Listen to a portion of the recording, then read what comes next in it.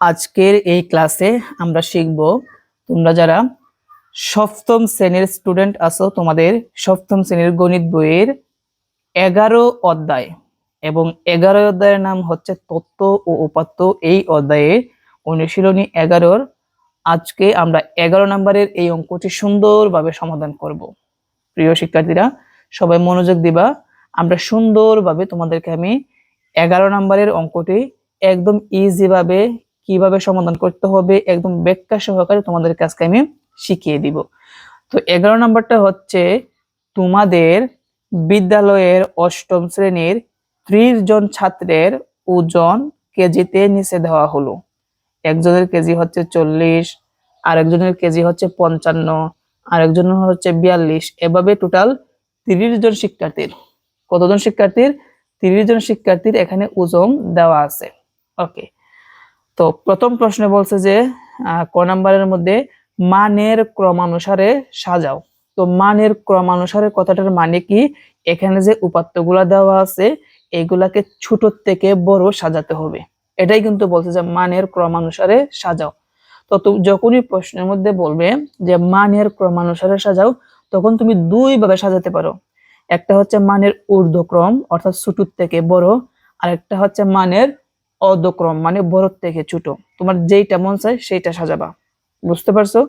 তবে আমরা মানের ক্রম অনুসারে সাজাবো, আমরা ছোট থেকে বড় সাজাবো অর্থাৎ ঊর্ধ্বক্রমে সাজাবো। তো আসো আজকে আমরা এই ক্লাসটা শুরু করি। তো ক নাম্বার দিয়ে আমি লিখবো সমাধান, উপাত্ত সমূহগুলোকে মানের ঊর্ধ্বক্রমে সাজানো হলো। এখন আসো আমরা লিখলাম 11 নাম্বার সমাধান। ক নাম্বার, উপাত্ত সমূহকে মানের ঊর্ধ্বক্রম অনুসারে নিচে সাজানো হলো। তো এখানে যে উপাত্তগুলো আছে এই জায়গার মধ্যে সবচেয়ে ছোটটা আমরা সর্বপ্রথম খুঁজে বের করব। তো দেখো এই জায়গার মধ্যে সবচেয়ে ছোট কি আছে, সবচেয়ে ছোট উপাত্ত কোনটা, আমরা এইটা আগে লিখবো। এই জায়গার মধ্যে সবচেয়ে ছোট হচ্ছে 40। 40 কয়টা আছে? একটা,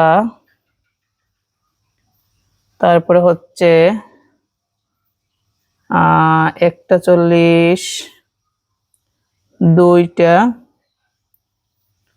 2 2 2 2, 3 4 5 6টা, কয়টা আছে? 6টা আছে।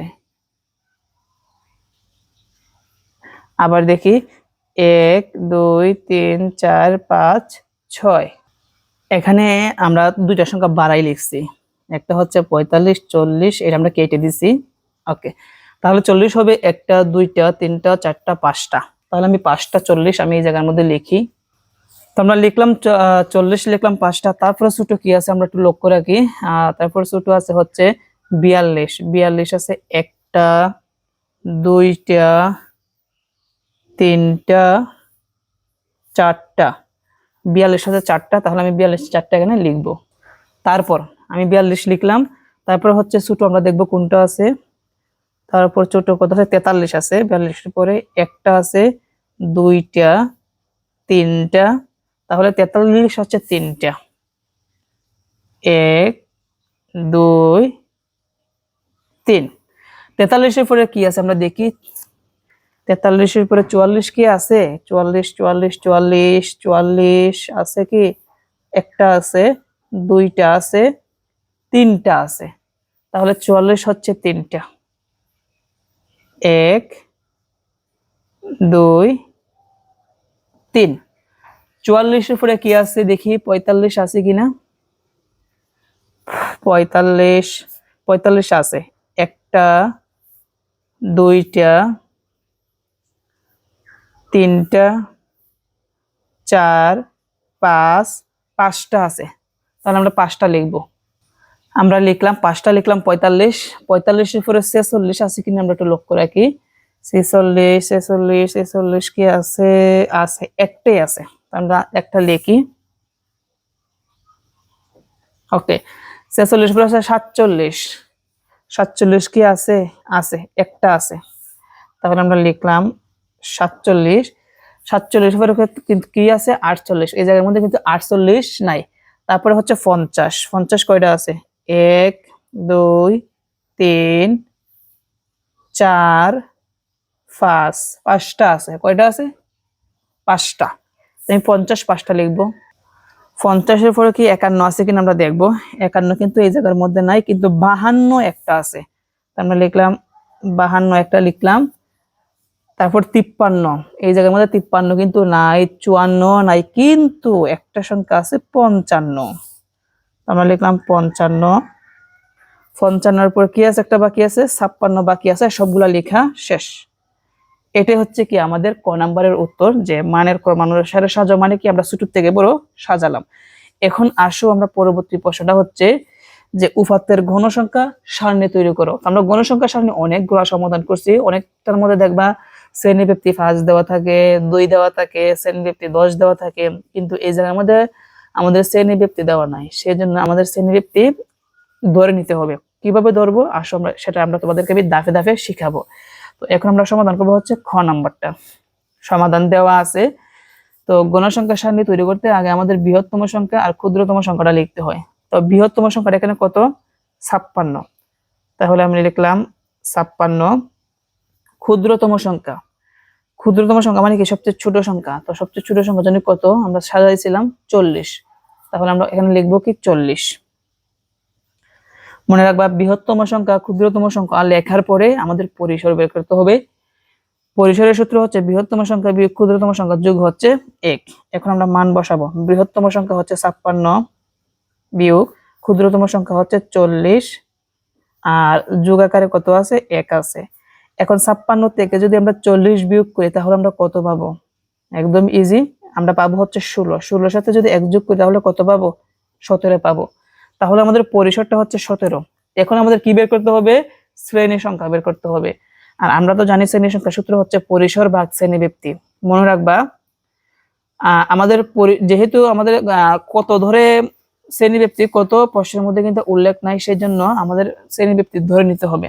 যখনই দেখবা পরিসরটা 40-এর চাইতে নিচে আসবে তখন আমাদের শ্রেণীব্যাপ্তি ধরতে হবে 5, আর যখন এই পরিসরটা 40-এর চাইতে বড় হবে তখন শ্রেণীব্যাপ্তি ধরতে হবে 10। যেহেতু ছোট আছে 40-এর চাইতে, সেই জন্য আমরা কত ধরবো, 5 ধরবো। আর উপরে পরিসর কত আছে, 17। এখন এটাকে যদি আমরা ভাগ করি, ভাগ করলে আমরা কত পাবো, এটাকে যদি আমরা ভাগ করি তাহলে আমরা পাবো হচ্ছে 3.4 পাবো। মনে রাখবা যখনই দশমিকের উপর অঙ্ক আসবে তখন প্রায় সমান লিখতে হবে, অর্থাৎ ভাগফলের সাথে 1 বাড়াই লিখতে হবে। এটাকে বলা হয় প্রায় সমান। 4 বার, তাহলে আমরা 3-এর সাথে 1 বাড়াইলে কত হবে, 4 হবে। তাহলে টোটাল আমাদের শ্রেণীর সংখ্যা কত বের হলো, 4টা বের হলো। আশা করি তোমরা বুঝতে পারছো যে আমরা শ্রেণীর সংখ্যাটা কিভাবে বের করছি।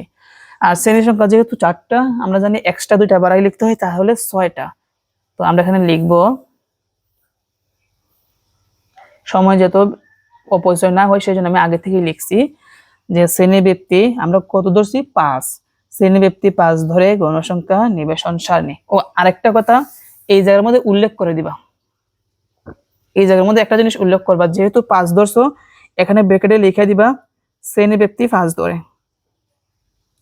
শ্রেণীব্যাপ্তি 5 ধরে, এই কথাটা উল্লেখ করে দিবা। ওকে, তাহলে তারপর আমরা লিখবো যে শ্রেণীব্যাপ্তি 5 ধরে গণসংখ্যা সারণী। যেহেতু 4টা 2টা বাড়াই লিখতে হবে, তাহলে 6টা হবে। 1 2 3 4 5 6। প্রথমটা হচ্ছে শ্রেণীব্যাপ্তি টালি চিহ্ন ঘন সংখ্যা। এখন আসো আমরা শ্রেণীব্যাপ্তিগুলো আমরা কিভাবে বসাবো, একদম ইজি।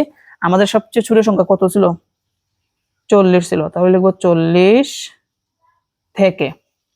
এখন এই শ্রেণীব্যাপ্তির সাথে আমাদের এই 40-এর সাথে শ্রেণীব্যাপ্তি কত ধরছি, 5 ধরছি না, আমরা 5 বারবার যোগ করবো। তবে যোগ করার সিস্টেমটা হচ্ছে আগের সংখ্যার সাথে যোগ করতে হয়। 40-এর আগের সংখ্যা কত, 39। 39-এর সাথে আমরা 5 যোগ করি তাহলে কত হবে, 44 হবে। 44-এর পরের সংখ্যাটা কত, 45। লিখলাম 45 থেকে আবার 5 যোগ করব আগের সংখ্যার সাথে। 44-এর সাথে যদি আমরা 5 যোগ করি 49 হবে। তারপর 49-এর পরের সংখ্যাটা কত, 50। 5 যোগ করলে কত আসবে, 54 আসবে আগের সংখ্যার সাথে। 54-এর পরে কত হয়, 55। 5 যোগ করলে কত আসবে, 59 আসবে। বুঝতে পারছি। নিচেরটা কিন্তু লিখতে পারবে না, কারণ আমাদের শ্রেণীর সংখ্যা 4 বের হয়েছিল। একটার মধ্যে লিখছি, দুইটার মধ্যে লিখছি, তিনটার মধ্যে লিখছি, চারটার মধ্যে লিখছি। একটা নাম লেখার জন্য, একটা মোট লেখার জন্য আমরা এক্সট্রা লিখছি। এখন আসো আমরা টালি চিহ্ন বসাই। প্রথম আছে 40, 40-এর ঘর কোনটা? 40 থেকে 44, এটা হচ্ছে 40, একটা টালি। তারপরে হচ্ছে 55, 42, 55 করে হচ্ছে লাস্টেরটা, 42-এর করে হচ্ছে প্রথমটা। তারপরে হচ্ছে 42, 45, প্রথমটা হচ্ছে 42, এইটা হচ্ছে 45। 50, 50, 50 হচ্ছে এইটা, দুইটা 50-এর জন্য দুইটা টালি। 56, 50, এটা হচ্ছে 56, এটা হচ্ছে 50। এরপরে হচ্ছে 45, 42, এইটা হচ্ছে 45 আর এটা হচ্ছে 42। 40, 43, 40 হচ্ছে এইটা, চারটা আছে, 5টা দিতে হয় আর এইভাবে। আর 43, 43-এর করে এইটাই, 5টা যেহেতু হয়েছে একটু দূর দিবা। 47, 43, 47 হচ্ছে এইটা, 43 হচ্ছে প্রথমটা। এরপর 50, 46, এইটা হচ্ছে 50, এইটা হচ্ছে 46। 45, 42, এটা হচ্ছে 45 আর এইভাবে, এটা হচ্ছে 42। 43, 44, এটা হচ্ছে 43, আবার এইটাই 44 আর এইভাবে দিতে হবে। 52, 44, এটা হচ্ছে 52 আর এটা হচ্ছে 44। 45, 40, এটা হচ্ছে 45, এটা হচ্ছে 40। 45, 40, 45 আর এটা হচ্ছে 40। তারপর কত? 44, 50, এটা হচ্ছে 44, এটা হচ্ছে 50 এন্ড লাস্টে আছে হচ্ছে 40। 40 কোনটা? এইটা। আর এইভাবে দিতে হবে। ওকে, এখন ঘন সংখ্যা এই জায়গার মধ্যে কয়টা আসলো? 5, 5, 5, 15 দিলাম। তারপরে এখানে আছে 7টা, তারপরে আছে 6টা, তারপরে কয়টা? 2টা। এখানে আমরা মোট করব, মানে যোগ করব। মোট 15-এর সাথে কত হয়? 22, 22-এর 6 28, 28-এর 2 কত হবে? 30 হবে। তো আমাদের প্রশ্নের মধ্যে কিন্তু উল্লেখ ছিল, প্রশ্নটা কোথায় গেল? এই যে 30 জন ছাত্রের ছিল ওজন, আমরা 30 জনের কিন্তু বের হয়ে আসলো। এটা হচ্ছে কি আমাদের ঘনসংখ্যা সারণী। তো আশা করি আজকের এই ক্লাসের মাধ্যমে আমরা মানের ক্রমানুসারে আর হচ্ছে ঘনসংখ্যা সারণী কিভাবে তৈরি করতে হয় তোমরা ভালোভাবে বুঝতে পেরেছো। আমরা পরবর্তী পর্বে আমরা কত নাম্বার থেকে শুরু করব? 12 নাম্বার থেকে। তো আজকে এই পর্যন্তই, সবাই ভালো থেকো। আসসালামু আলাইকুম।